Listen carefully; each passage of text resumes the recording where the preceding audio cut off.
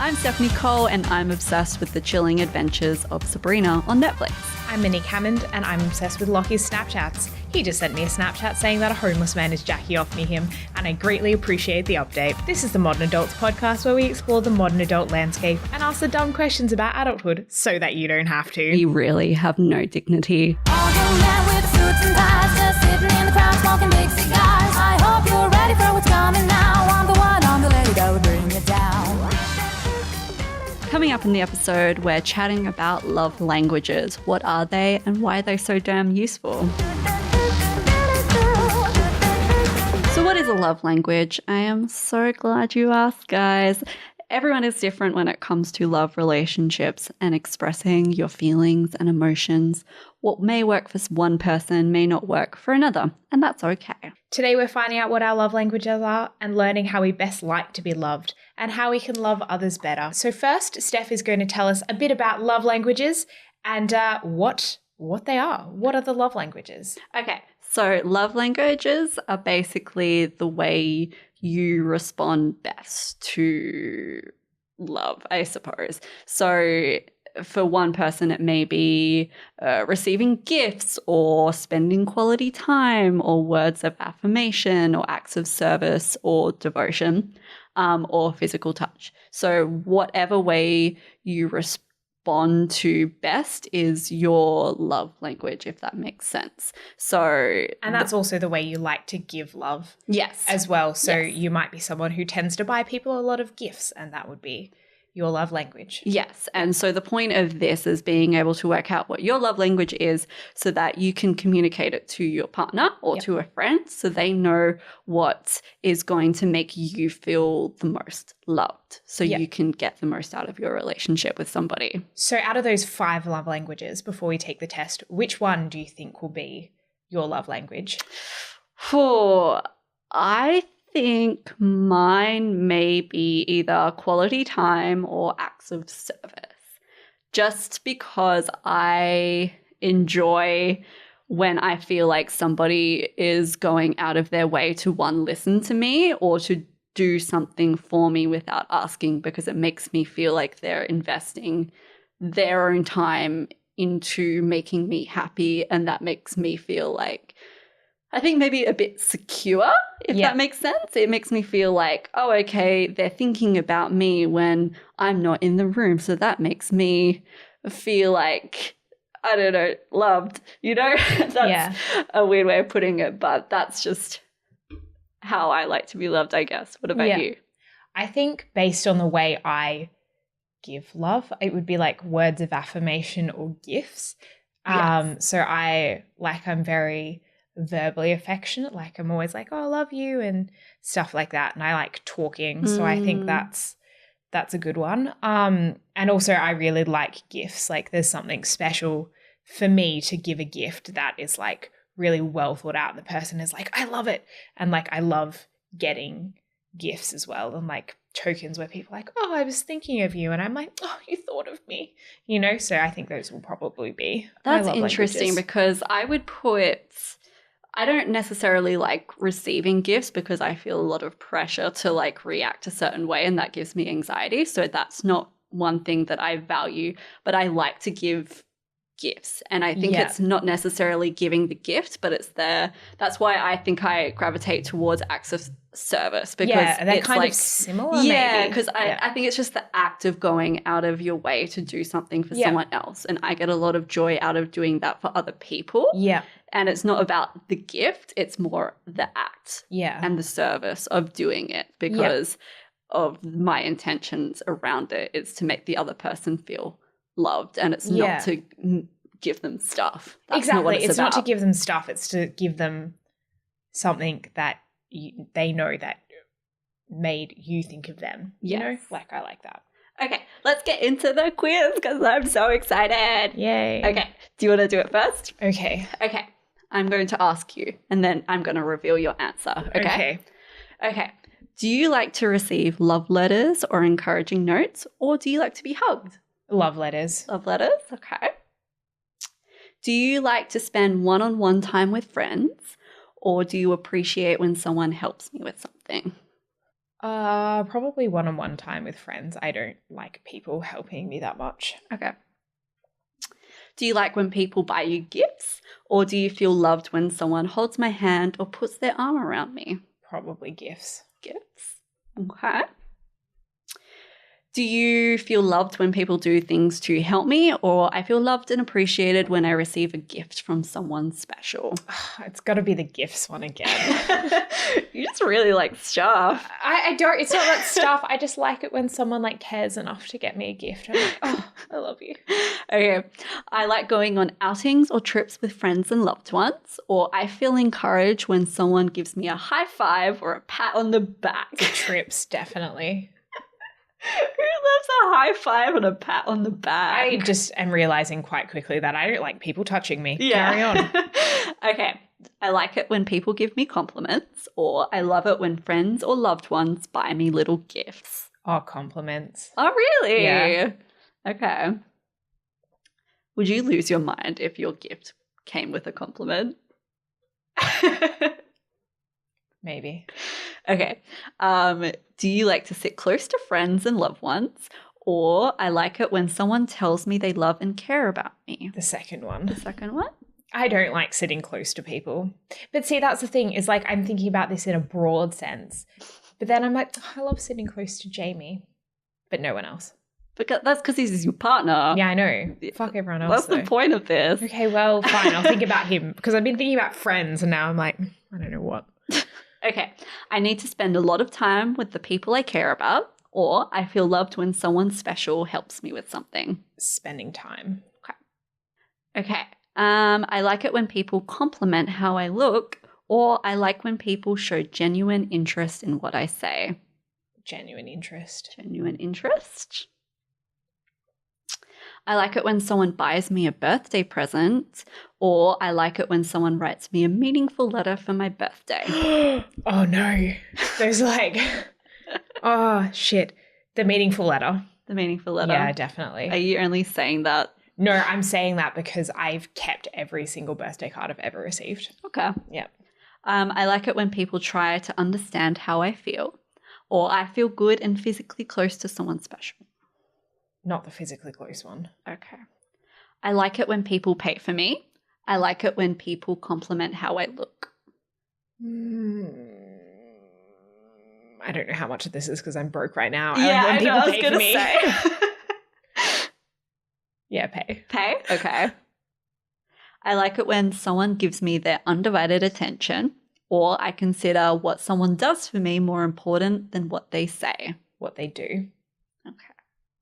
I feel like this is all over the place. I like hearing words of appreciation, or I feel loved when someone helps me with something.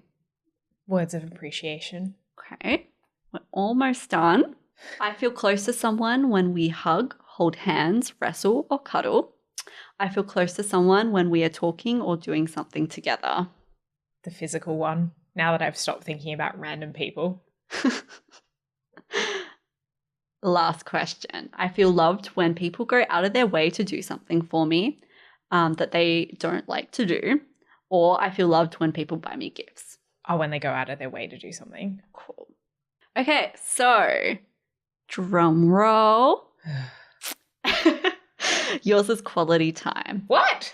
I value quality time alone with your loved ones to bond. You feel loved when someone spends time with you. Likewise, you express love by giving the other person undivided attention. If this is your primary love language, you should ask people to spend time with you in order to build closer connections and feel appreciated. Does that feel like you? A little, actually. Yeah? I'm surprised that's more than other things. But yeah, I do like really go out of my way to spend time with people and like one-on-one time with people. Like Yeah. I do love going out in groups and stuff, but even in groups I try and like spend quality time meaningfully connecting with people. Yeah. Is there like a scale? Let me see this. No. No. Okay. I would be interested to see what my second love language is because I am a little suspicious, not gonna lie. All right. Let me do this for you. Have you already done this, Stephanie? I have. but I'm interested to see if I'm different from yesterday. I did it ages ago. I've got the book. Do you? Yeah, I don't know where it came from, but it's in our house.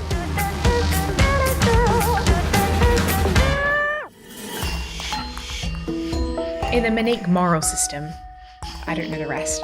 Okay, Stephanie, I've got a moral dilemma for you. Hit me. Okay, this is a well-known moral question called the trolley problem. Okay. So say you're on a train and it's speeding down a track and there's 2 forks in the road.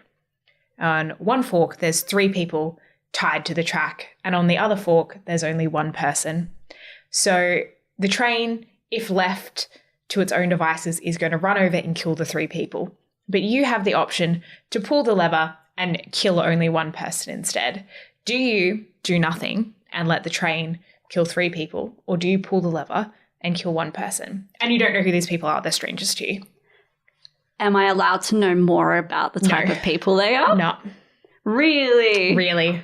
There is a variation when you can, but right now, as a baseline moral assessment. Can I sacrifice myself? No. But that's good. I've never considered doing that. I think I would change it so it's 1 person. Interesting. Yeah. Yeah. What are the other variations? No, the next variation is the 3 people are murderers and the 1 is a single mother.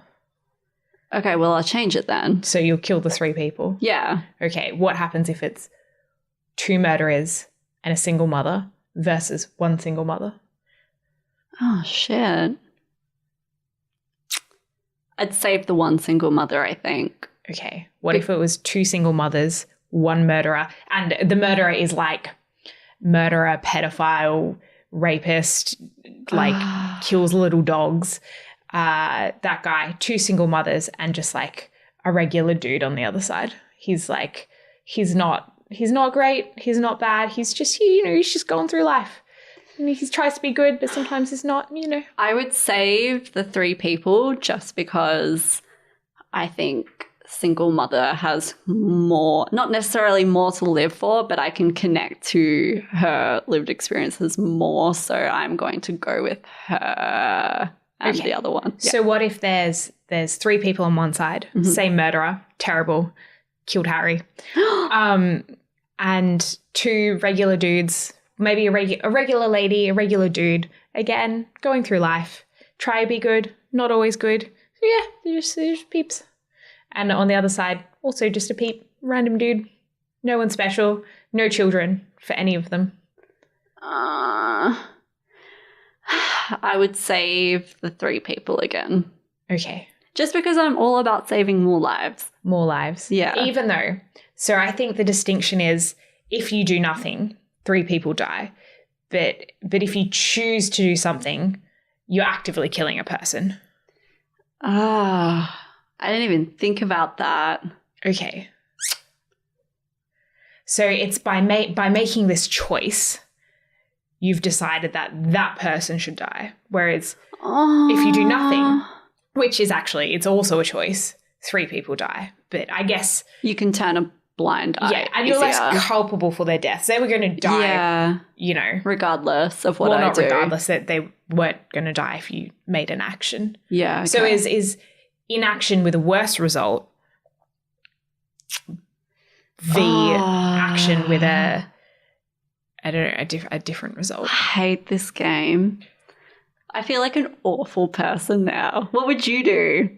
Or not relevant? Not relevant. No, I don't know what I would do. I actually tend to think I'd do nothing and let the 3 people die, even though I wouldn't want to. I think I just couldn't. But then again, it's making a choice either way. So I don't know what I would do. I think now that you've mentioned it, self-sacrifice, I think I'd try and derail the train. Yeah. But with my bare hands. I don't know if that's an option.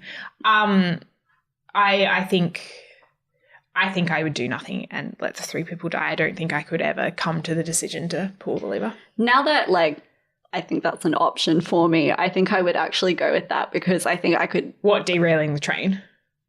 Oh no, not derailing the train. I mean, not making a choice at all. Yeah. But I think like not making a choice is also a choice, but Oh God, I hate this. Are I'm you going to gonna- be thinking about this all day. yeah. Well, if you come to a different conclusion, let me know.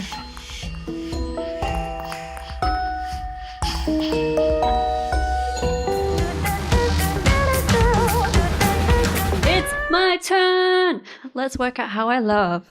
Which answer fits you more? I like to receive love letters or encouraging notes, or I like to be hugged. The first one. Last one. I feel loved when people go out of their way to do something for me that they don't like to do, or I feel loved when people buy me gifts. The first one. Calculating. Ooh, What did I get again? quality time. So did you. Oh, really? I think I might have two. Okay, because I have secretly done this quiz before. I've also secretly done this quiz Yes. before, and I And, got gifts. Yeah. And I got gifts. So the one I did, it like ranked them, and it was like you got 6 points for this and 6 points for that, and I got gifts and quality time Mhm. tied first, and then there was one that I got like none on there, like you don't give a fuck about that, but I can't remember what it was. So I got acts of service before, which is why I was talking it up so much before. Guys, I don't like prep this sometimes. quiz. But I think maybe it could be like I have two love languages. And I think that's fine. I Yeah. feel like there's lots of ways to show loved and to be loved, and I definitely think words of affirmation and gifts are mine. I like quality time. That's probably like my third bestest. Yeah. It's just nice when someone shows genuine interest, hey? Yeah. Yeah. Anyway, I just wanted to talk about what should you do when you're in a situation where you may have expressed what your love language is to your partner and they're still a bit too focused on their own. Don't know. You have to ask Jamie what his thoughts are on that. Does he know like what you need in the relationship though? Oh, I think he's super aware of what I need. I'm Yeah. sometimes maybe less aware of like what he needs. Yeah. And what his love languages are. Maybe you should ask him tonight. Okay, I will. Yeah, I don't know. I don't know. I think this kind of like, I mean, I read lots of like relationship forums on the internet. Hello, they're fun. But it always comes up where they're like, oh, I don't want someone to try and solve my problems. I want them to listen. Or like someone who's like, I don't understand how she thinks I don't love her because like I do all these small things for her. And I'm like, oh my God, you guys just need to like use your words. I feel Yeah. like everyone needs to use their words and like pay attention. Yeah. Like I notice, for example, Jamie, he's like always like, I turn around and I'm like, oh shit, I need like my water bottle. And it's like already there filled up because his love language is like acts of service. So he just naturally does that stuff Yeah. for me. And sometimes like, I guess I forget that like he's doing all this stuff for me and that's his way of showing me love. And it makes me feel loved when like I get all Yeah. these things that I wouldn't have gotten because he's just like anticipating my wants and needs. And it's like super lovely. And That's he's so wonderful. nice. That's so Love nice. He's not going to listen to this, but love you anyway.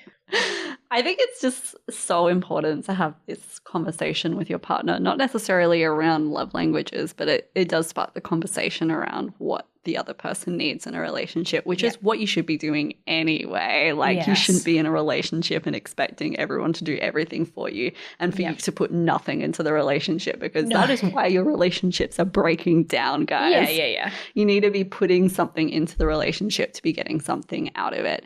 And I know for me and Kate's relationship from the beginning, we've been very kind of open with our communication around what we need in a relationship because we do want it to work. And so we actively work really hard to communicate what we need out of the relationship to one another. Yeah. I know I'm not the best all the times in terms of kind of sharing my feelings. If I'm kind of just being like a bit irritable, you know, like I get irritable or I get really stressed from work or I'm always doing like a million other side projects. And so I kind of get into a little bit of a rut sometimes and then I get irritated and it's not necessarily at her. And sometimes she gets upset because she thinks she's done something wrong and I need to do better at communicating like, no, I'm just like very stressed right now, and that's on me, and it's something I'm working on. So usually if I am in a place where I'm feeling very irritated and I'm very burnt out and whatnot, I'll like try and go out of my way to make sure that I'm not bringing it home with me, because I don't want to bring that energy into the house where it starts to impact my relationship with Kate, because they're two separate things. And I know there's going to be times where I need to like lean on her for help, but I don't want it to be when it's just a very like internal issue for me. It's something that I need to be able to kind of either leave at work or to be, you know what I mean? So that's something that I'm working on. I'm working on to express myself a little bit better, because I'm very much like, I'll just deal with it myself and I'll keep it inside. Whereas sometimes I should just lean on Kate a little bit more. Indeed. What do you do if you are single? How will this apply to your friendships? And how can you make it apply to your friendships? I guess I try and spend time with my friends in a way that is in my love language, so it invigorates me and it makes me happy. So like I would again much rather like spend a couple of hours with a friend than hold their hand, you know? Like that's probably not the best example, but like it's my love language to do that, so I will, you know? So I don't know. I don't know any of my friends' love languages except for Stephanie's. So I think it's if you are very aware of how you like to be loved and how you like to love others. I think as well in any relationship, whether it's friendship or it's romantic, what you put into it is hopefully what you're going to get out of it. And so if you make the effort to spend some quality time with someone, and if that energizes you, then that's what you're going to get out of it, right? Yeah. I just am not really interested in knowing any of my friends' love languages. I'm sorry, I love all of you, but I'm not going to hold your hand at any way, even if physical touch is your love language. So yeah, Monique has refused to hold my hand this entire podcast. I don't think it's going to work out with us. I'm very okay with that. I need a new co-host, guys. Like honestly, please send in your applications, because if that's a new requirement, I quit. I like love languages. I think they're very valuable in like learning how to express yourself and to understand, I guess, your partner's perspective. Like, I mean, if you never get gifts from your partner and you're like, oh, I just want flowers occasionally, you know, it like helps to know that, well, okay, well, they never buy me flowers, but they're always there when I need them and they always listen to me. And then you kind of understand the love that you are receiving that you might not have seen otherwise. That being said, everyone should buy me a gift now that they don't know my love language. This has just been an elaborate ploy for Monique to get more presents. But you've just told everyone you don't want to know their love languages. So why should anyone buy you But they know gifts? my love language. So, no, I don't know. I like spending time with people. But I think my love language for my friends will be different from with my partner. Oh, yeah, because everyone's different. That's the point of love languages. Everyone is different. That quiz made me confused because I was like, no, I don't want to hold your hand, but I love holding Jamie's hand. So, yeah. You know, maybe physical touch isn't that bad when they are Jamie. So everyone just get a Jamie, apparently. Get your own Jamie. Anyway, that's it for today's episode. You've been listening to Modern Adult. If you'd like to stay in contact or share your thoughts about the episode, then head to our Facebook page, Modern Adult Podcast. If you like what you hear, please leave a review on iTunes and spread the word. It's our love language, so don't be rude.